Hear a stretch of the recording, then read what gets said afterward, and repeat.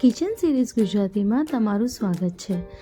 હવે વેકેશનો સ્ટાર્ટ થવાના છે અને છોકરાઓને રોજ નવી નવી વેરાયટીઓ ખાવા જોશે, તો હું તમારી જોડે વેકેશન સિરીઝમાં એવી વેરાયટીઓ શેર કરવાની છું જે ઝટપટ બની જાય અને ખાવામાં પણ ખૂબ જ ટેસ્ટી હોય। તમે મારી આ વેકેશન સિરીઝને જરૂરથી ફોલો કરજો। એમાં હું રોજ નવી નવી રેસીપી અને ઝટપટ બને રેસીપી એવી શેર કરવાની છું। અગર તમને મારી આ રેસીપી ગમે તો એને બીજા જોડે પણ જરૂરથી શેર કરજો। સૌપ્રથમ આપણે એક પેન લેવાનું છે, એમાં મેં 3 કપ જેટલું પાણી એડ કર્યું છે। હવે આ પાણીમાં આપણે 1 ચમચ જેટલું ચીલી ફ્લેક્સ એડ કરવાનું છે। હવે આપણે આમાં થોડું મીઠું એડ કરવાનું છે, એટલે લગભગ અડધી ચમચી જેટલું। હવે આપણે આમાં થોડા લીલા દાણા એડ કરીશું। હવે આ પાણીને સરસ રીતે આપણે ઉકળવા દેવાનું છે। જ્યારે એ ઉકળવા આવે ત્યારે આપણે આમાં 1.5 કપ જેટલું સૂજીને એડ કરવાનું છે। હવે આપણે એને સરસ રીતે મિક્સ કરી દેવાનું છે, જેથી સૂજી અને પાણી સરસ રીતે મિક્સ થઈ જાય। જ્યારે આપણે એને સરસ રીતે મિક્સ કરીશું ત્યારે કંઈક એ આવું ઢીલો એક શીરા જેવું બની જશે, પણ આપણે એને હજુ બી પાણીને સુકાવા દેવાનું છે। આપણું એને એક સરસ ડો રેડી કરવાનો છે, એટલે જ્યાં સુધી એ જાતે પેનને ના છોડે ત્યાં સુધી આપણે એને કન્ટિન્યુઅસ હલાવતા રહીશું, જેથી બધું પાણી સુકાઈ જાય। જો કંઈક આવી રીતે એનું ડો તૈયાર થઈ ગયું છે।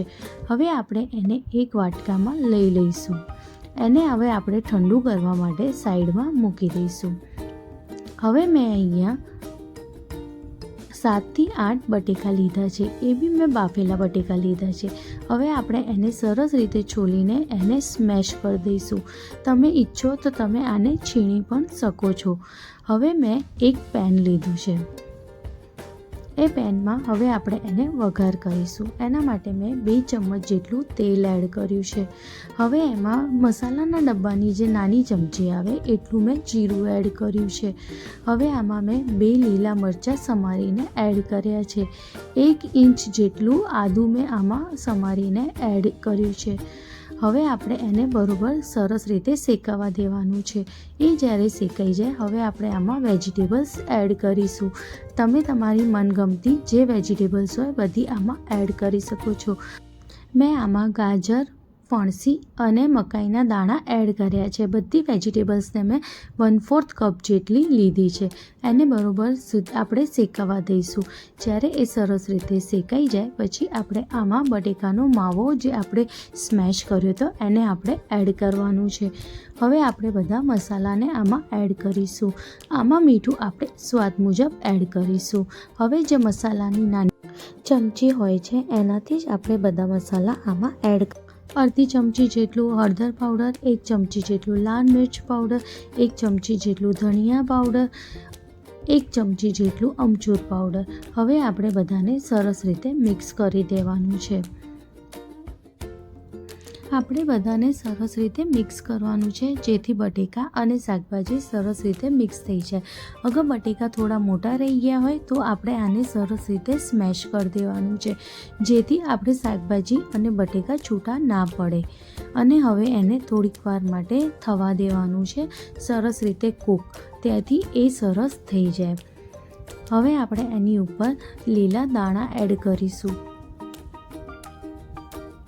હવે આપણે એને એકવાર મિક્સ કરી લઈશું સરસ રીતે અને એને ઠંડુ કરવા માટે એક સાઈડ મૂકી દઈશું। જ્યારે એ ઠંડુ થઈ જાય ત્યારે આપણે એના નાના નાના ગોલા વાળવાના છે। આ આપણું સ્ટફિંગ છે, એટલે સ્ટફિંગ માટે આપણે બહુ મોટા ગોલા નથી વાળવાના, આપણે એના એકદમ નાના ગોલા વાળવાના છે। જો કંઈક આવી રીતે આપણા એકદમ નાના નાના બોલને રેડી કરવાનું છે।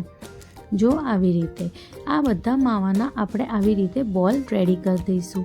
અગર તમારા હાથમાં માવો ચોંટતો હોય તો તમે હાથ ઉપર થોડું તેલ લગાવી દેજો અને પછી બોલને વાળજો, એટલે સરસ વળાઈ જશે।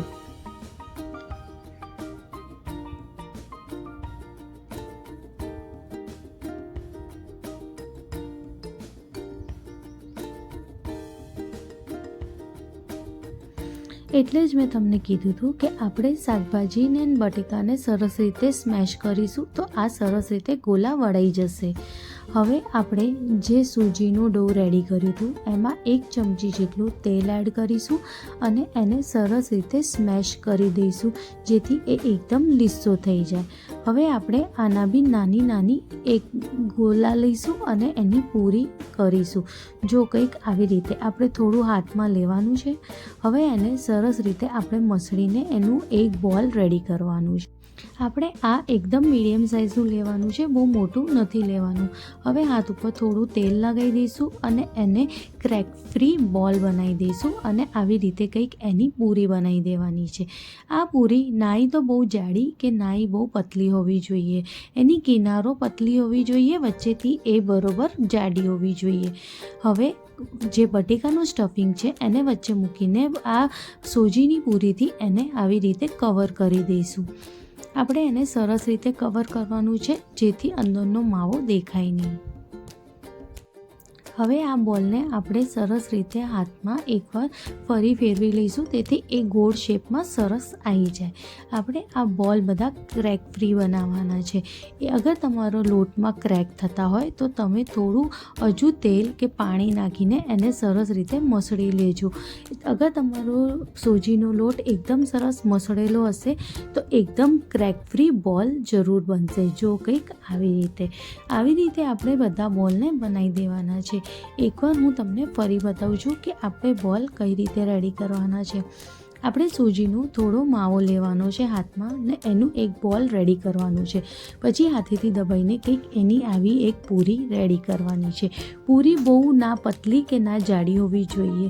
હવે આપણે જે બટેકાનું સ્ટફિંગ રેડી કર્યું હતું એને આપણે આવી રીતે વચ્ચે મૂકીશું અને હવે એ સૂજીની પૂરીથી એને આવી રીતે કવર કરી દઈશું જેથી અંદરનું બટેકાનું સ્ટફિંગ ના દેખાય. અને આને આવી રીતે સરસ રીતે કવર કરીને એકવાર ફરીથી એને એક બોલનું શેપ આપી દઈશું. આવી રીતે આપણે બધા બોલને રેડી કરી દેવાના છે. આ રેસીપી બહુ જ સહેલી છે. એ તમને એવી દેખાતી હશે કે બહુ હાર્ડ છે પણ એકદમ સહેલી છે અને આ રેસીપી તરત રેડી પણ થઈ જાય છે. તમે આને સવારના નાસ્તામાં કે રાતના જમવામાં બનાવી શકો છો. આમાં બહુ તેલનો ઉપયોગ નથી થતો. હવે આપણે આનું વઘાર કરવાનું છે. એના માટે મેં એક પેનમાં 3 ચમચ જેટલું તેલ એડ કર્યું છે. આપણે આમાં બહુ તેલનું યુઝ નથી થતું. ઓછા તેલમાં અને સરસ રેસીપી બનીને રેડી થઈ જાય છે. હવે આપણે મસાલાના ડબ્બાની જે નાની ચમચી હોય એનું 1 ચમચી જેટલું રાઈ એડ કરવાનું છે. થોડા લીમડા એડ કરવાના છે અને મેં અહીંયા 2 લીલા મરચાં સમારીને એડ કર્યા છે. હવે આપણે એને સરસ રીતે થવા દઈશું. હવે મેં આમાં 1 ચમચ જેટલું તલ એડ કર્યું છે. હવે આમાં 2 ચમચ જેટલું આપણે નારિયેળની છીણ એડ કરવાની છે. એ બી એકદમ બારીક હોય તો વધારે સારી. હવે આને આપણે સરસ રીતે શેકી લઈશું તેથી એ બધો મસાલો સરસ રીતે શેકાઈ જાય.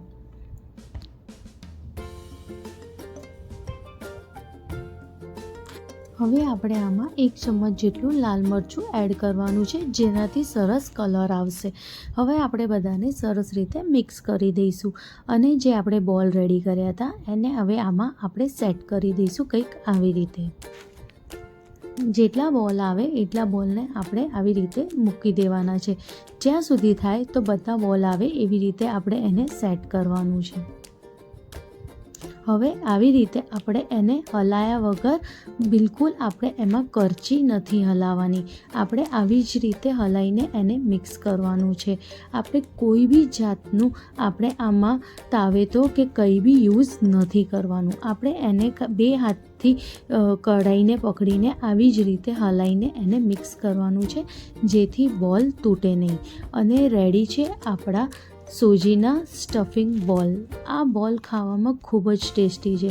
તમે આને સંભાર સાથે પણ ખાઈ શકો છો અને આ ખાવામાં એટલા ટેસ્ટી અને એટલા હેલ્ધી છે કે તમને અને તમારા છોકરાઓને ખરેખર ખૂબ જ ગમશે. તમને મારી આ સ્ટફિંગ બોલની રેસીપી ગમી હોય તો તમે એને લાઈક, શેર અને કમેન્ટ જરૂરથી કરજો અને તમારા દોસ્તો સાથે પણ જરૂર શેર કરજો. આ રેસીપીને એકવાર જરૂરથી ટ્રાય કરજો અને રેસીપી ગમે તો કમેન્ટ કરવાનું ના ભૂલતા. Thank you.